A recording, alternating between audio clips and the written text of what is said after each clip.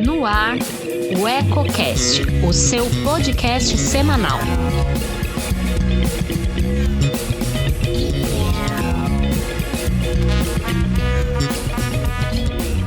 Quinta-feira, 2 de julho, começa agora o Eco Brasil. Sou Breno Medula e acompanhe comigo as principais notícias do país no dia de hoje.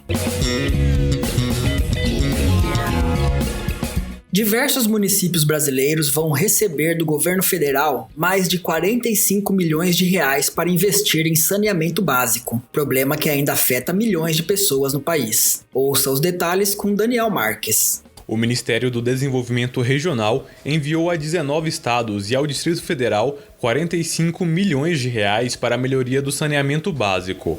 O recurso é direcionado a obras de abastecimento de água, esgotamento sanitário, saneamento integrado, manejo de águas pluviais, além da realização de estudos e projetos e em melhorias na gestão dos serviços. São Paulo é o estado que vai receber a maior fatia desses recursos. São 22,5 milhões de reais, cerca de metade do valor total. O valor é destinado a obras na capital do estado, a canalização, implantação de reservatórios de amortecimento e de sistemas de galerias de águas pluviais no córrego Ipiranga. Para esse fim foram reservados 7,7 milhões de reais. Parte do investimento também vai para o município de São Bernardo do Campo, que vai receber 7,3 milhões de reais para integrar o saneamento e fazer obras de urbanização nos assentamentos Sítio Bom Jesus, Alvarenga Peixoto, Divinéia, Pantanal 1 e 2 e Jardim IP. No Nordeste, 4,7 milhões de reais irão para 2 municípios de Sergipe, Lagarto, no agreste sergipano, e Nossa Senhora do Socorro, na região leste do estado. O dinheiro será aplicado na ampliação do sistema de abastecimento de água da adutora de Piauitinga e para a complementação do sistema de esgotamento sanitário da bacia do Poxim. O MEC divulgou essa semana o resultado da enquete realizada com candidatos do Enem para definição do calendário desta edição. Mais de 500 mil de estudantes escolheram fazer a prova apenas em maio do ano que vem. A reportagem é de Yuri Hudson. A maioria dos inscritos no Exame Nacional do Ensino Médio optou em fazer o teste, que ocorreria neste ano, em maio de 2021. Mais de 1.100.000 estudantes participaram da enquete promovida pelo Ministério da Educação. Nesta quarta, o MEC divulgou o resultado e 553 mil inscritos optaram em fazer as provas em maio do ano que vem. Segundo o presidente do INEP, Alexandre Lopes, o resultado da enquete não sacramenta a data da prova. A expectativa é que saia uma decisão nas próximas 2 semanas, mas antes será necessário ouvir outros envolvidos. Vamos então conversar com os representantes do ensino médio e do ensino superior e definir uma data. A data pode ser uma data diferente daquela que foi colocada na enquete. De acordo com Lopes, outra preocupação do Ministério é quanto à segurança dos inscritos e de quem ajudará na aplicação do exame. Nós vamos garantir a segurança sanitária tanto para os participantes quanto para aquelas pessoas que trabalham no dia do Enem, tomar as medidas que sejam necessárias, seja com relação à asepsia, seja com relação também ao distanciamento, enfim, tudo isso está sendo levado em consideração. Durante a coletiva, o secretário executivo do Ministério, Antônio Paulo Vogel, foi questionado se o fato da pasta estar sem comando afetaria o Enem. Com a saída do ex-ministro Abraham Weintraub, a indicação de Carlos Decotelli também não se confirmou. Decisão com relação ao novo ministro é uma decisão que está sendo tomada no Planalto. Eu estou aqui na função de secretário executivo, exercendo o trabalho. Os projetos estão andando normalmente. Enfim, a sociedade pode ficar tranquila em relação a isso. O MEC também confirmou que o ENAD será adiado para o próximo ano. O exame é destinado para alunos do ensino superior e confere pontuação às universidades. As agências dos Correios passaram a oferecer um novo serviço à população. Agora, a estatal está atendendo pessoas com pendências no Serasa, que podem negociar suas dívidas diretamente na rede postal. Paulo Oliveira traz as informações.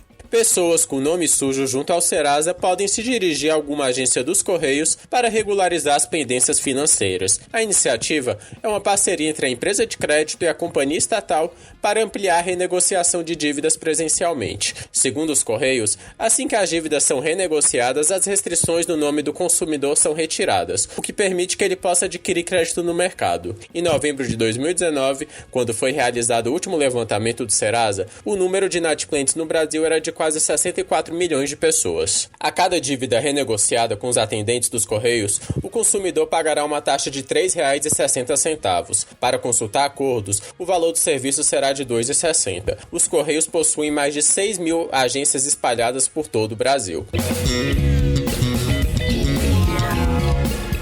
Depois do Senado Federal, foi a vez da Câmara dos Deputados aprovar o adiamento das eleições municipais. Com a medida, adotada devido à pandemia do novo coronavírus, o pleito será realizado em 15 e 29 de novembro e não mais em 4 e 25 de outubro. Acompanhe com Marquesan Araújo. O texto base da proposta de emenda à Constituição, a PEC 18 de 2020, que adia as eleições municipais deste ano em razão da pandemia, foi aprovado nesta quarta-feira, em primeiro turno, pelo plenário da Câmara dos Deputados. Na votação, 402 parlamentares foram a favor da medida, enquanto 90 foram contrários. Houve ainda 4 abstenções. Os deputados ainda vão votar destaques que podem alterar pontos do texto. Pelos termos da proposta, os 2 turnos das eleições municipais serão realizados nos dias 15 e 29 de novembro. Inicialmente, a previsão é de que o pleito ocorra nos dias 4 e 25 de outubro. O Tribunal Superior Eleitoral analisa medidas para assegurar o pleito com garantias à saúde. Relator da PEC, o deputado federal Jonathan de Jesus, do Republicanos de Roraima, afirma que a alteração do calendário eleitoral é medida necessária no atual contexto da emergência de saúde pública.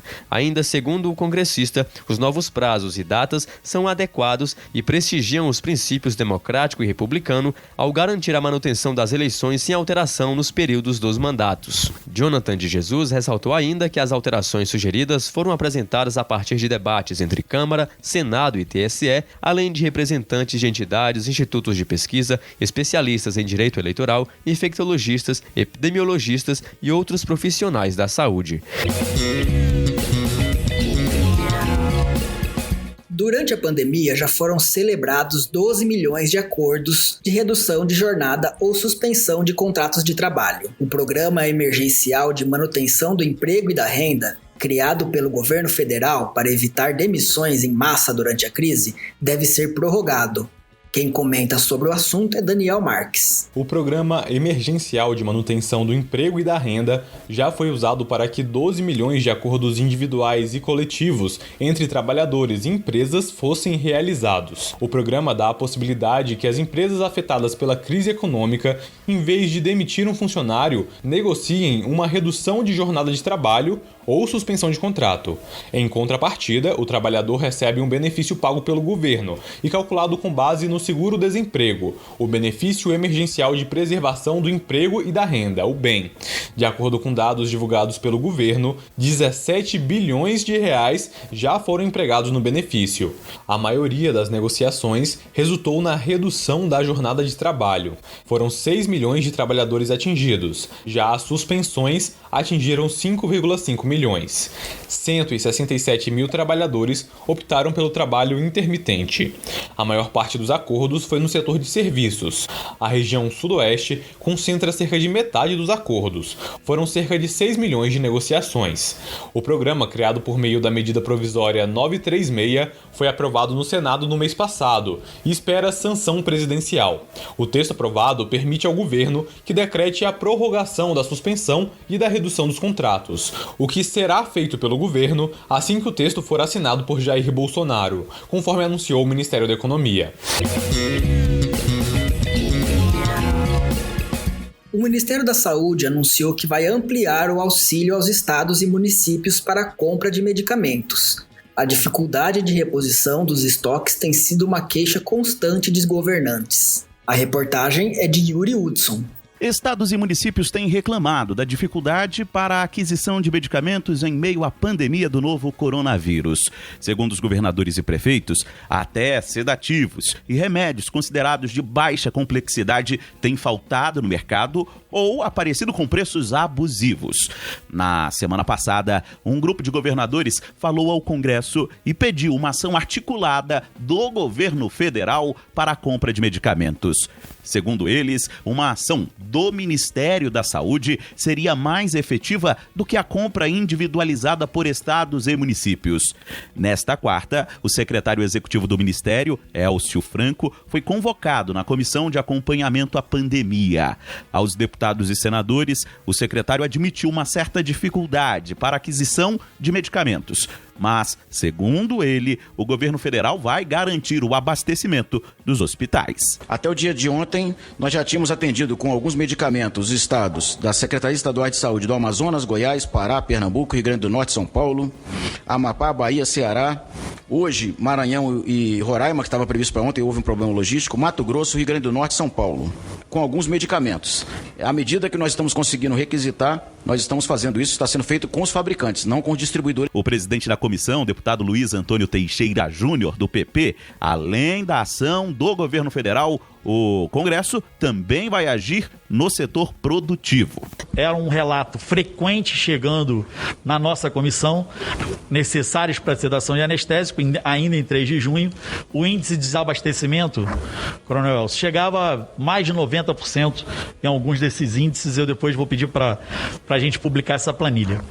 E eu pedi uma pesquisa com a ANAP, Associação Nacional dos Hospitais Privados, de alguns itens com sobrepreço e remarcação de mais de 300%. Já entidades que representam o setor de medicamentos, como a Associação Brasileira dos Distribuidores de Medicamentos Excepcionais e Hospitalares, negam qualquer ação para inviabilizar a compra de medicamentos. Segundo as entidades, os preços são tabelados e seguem uma lista da Anvisa. Por hoje é só. O Eco Brasil é uma parceria com as agências Brasil 61 e Rádio Web. Continue nos acompanhando diariamente, neste mesmo horário, ou ouça a qualquer hora do seu dia. Inscreva-se em nosso canal e não esqueça de ativar as notificações para ser informado sobre os novos conteúdos. Gostou? Deixe seu like e compartilhe com os amigos. Eu fico por aqui. Um abraço.